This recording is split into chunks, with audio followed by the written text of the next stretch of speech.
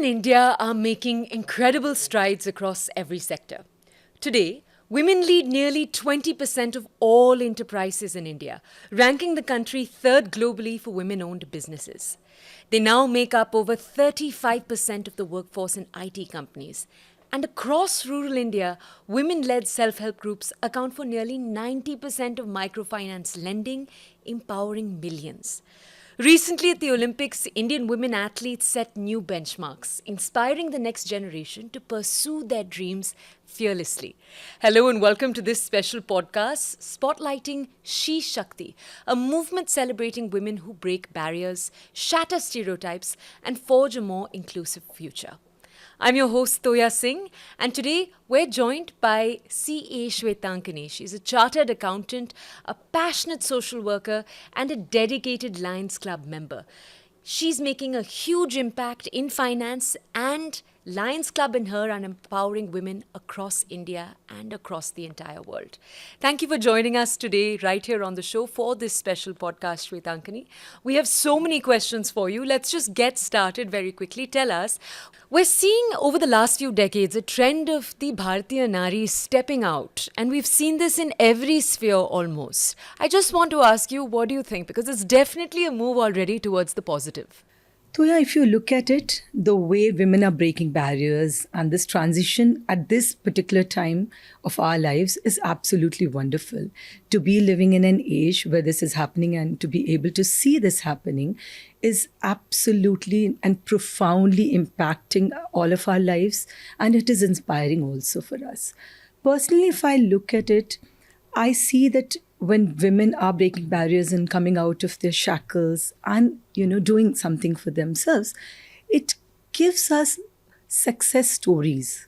It gives our children and our youngsters examples to look up to. And it kind of fosters an environment which is full of ambition and self-belief. Most of the time we have seen that women do not have the faith in themselves that they will be able to come up because they do not have role models and examples around. So the moment, when we start looking around ourselves and we see so many people coming out and women, breaking barriers and this wonderful transition which we are witnessing, we see them as role models, and it kind of makes us believe that all those unsurmountable mountains that we had created in front of us are easily breakable, and we can achieve what these women have achieved, or we can achieve even more than that. So it brings us hope and faith in future for our generation and also for the future generation. Shwetankini, can you tell us, how has Lions Club played a role in empowering women, both in their educational journeys and their professional journeys? What has Lions Club had to do over the last few years? When we talk about education, and especially women education and girl-child education, we are having our own schools. We are sponsoring children there, free of cost. We are teaching them. Apart from that, we are providing them with books. If you look at it, lots of girls in this country are leaving education only because at puberty they're not able to manage their periods and all, especially in schools which do not have good toilet facilities and all. We are providing toilets. We are renovating schools, providing benches, chairs, and stuff like that. We are constructing libraries for children. When it comes to professional aspirations, we are doing a lot. We have our own vocational training institutes. We support women to learn such things. For example, my own house help's daughter, through the Lions Club, learned how to do makeup. And now she's a very good makeup artist. She is earning a wonderful, handsome figure that she's earning. So this is the kind of work we are doing. In terms of when we talk about entrepreneurship, we are providing microfinance to support these women to start small businesses. So, for example, I would like to give an example. We helped two women start a masala factory.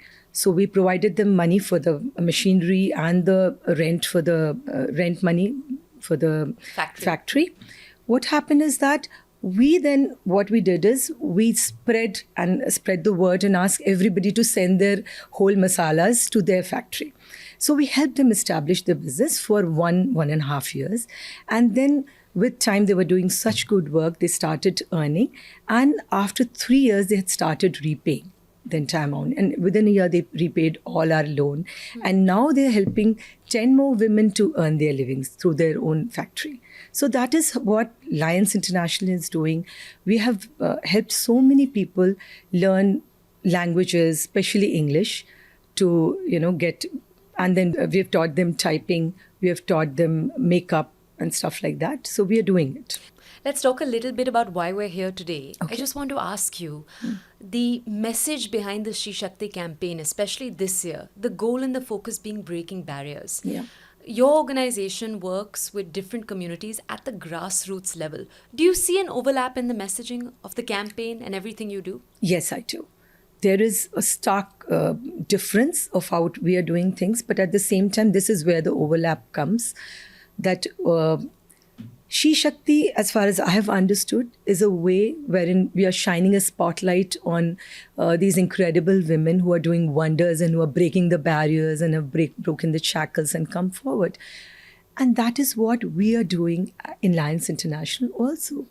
So at Lions International, we believe that there are hundreds and thousands of women volunteers who are working very hard, but they have not accepted leadership roles.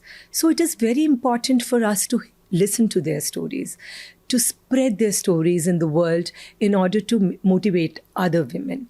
So what we have there is a program, is a global initiative known as the New Voices program. It was earlier limited to women. Now we have opened up to other people also, but it was earlier limited to women only. So what we do in that program is we invite people, we listen to the stories. We invite women especially, listen to the stories, the impact they have created, the changes they have brought to the communities around them. And what we do is spread their stories to the entire world and let them be known. We provide them visibility. And they in turn act as the role models for other volunteers, for other women who otherwise would have thought, oh, I'm not capable of bringing about a change. But when they look at these women, they find an inspiration.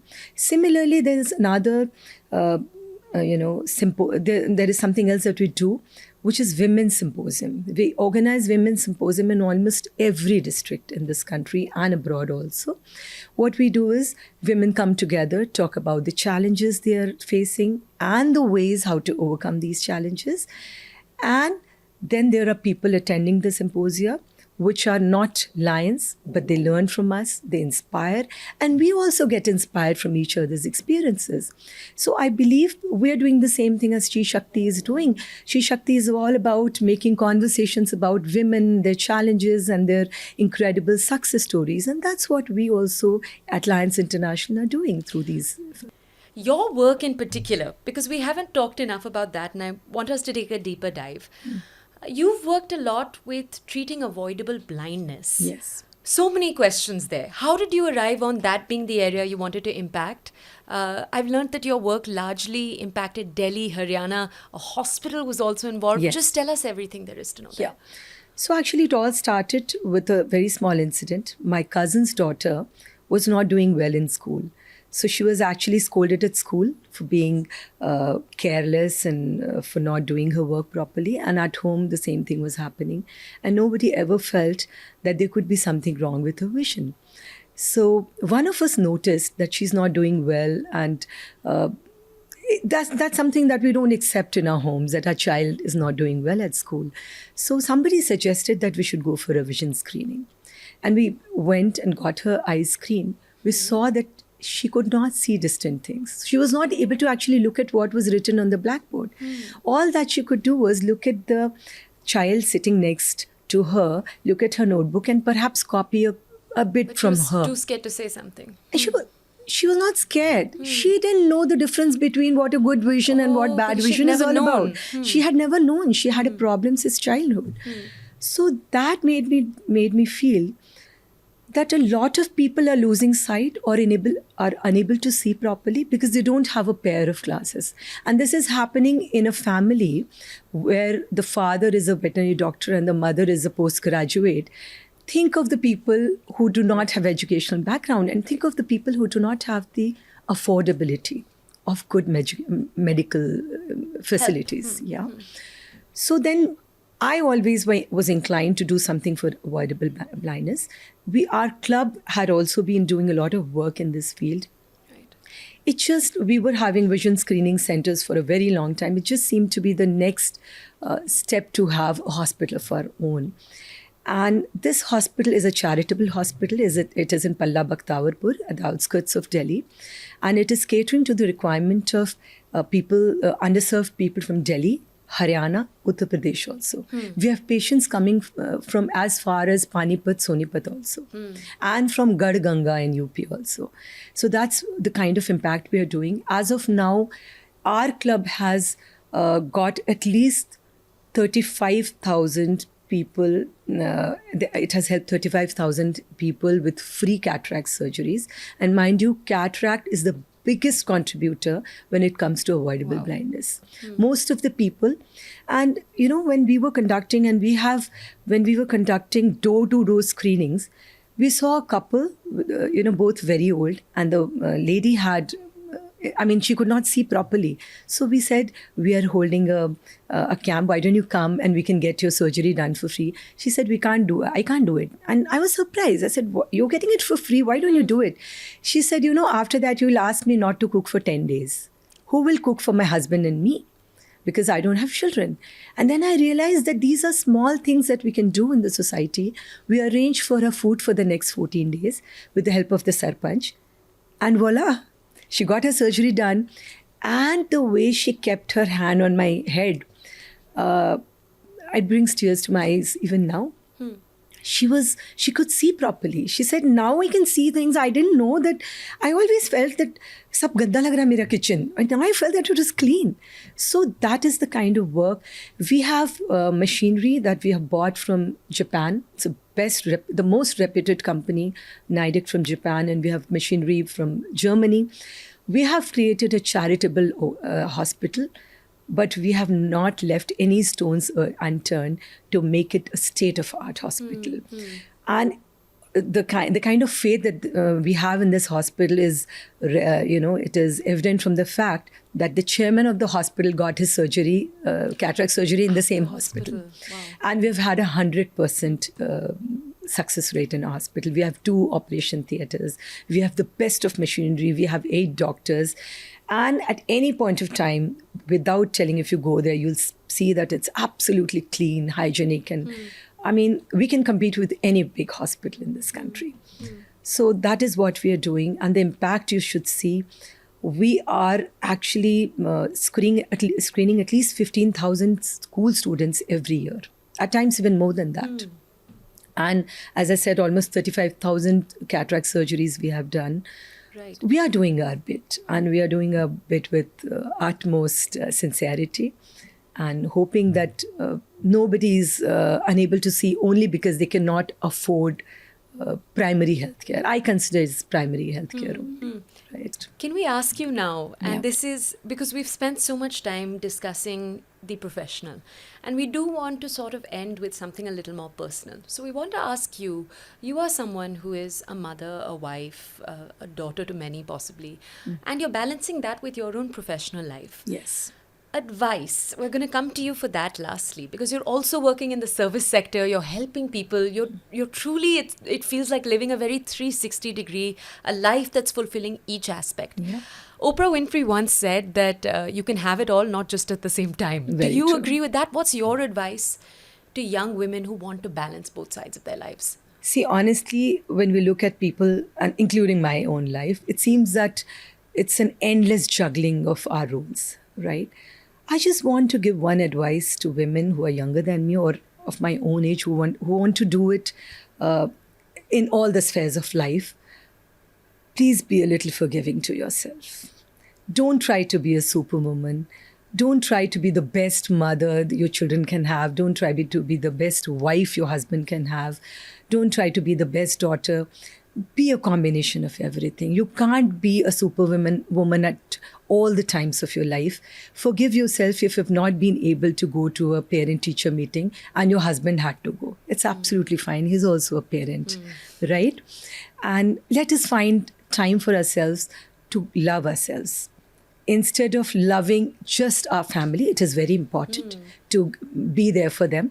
But it is equally important to love ourselves, prioritize ourselves. Self-love in a sense. In a sense, is what you're saying is yes. the most important key. I mean, I have not left my hobbies even now.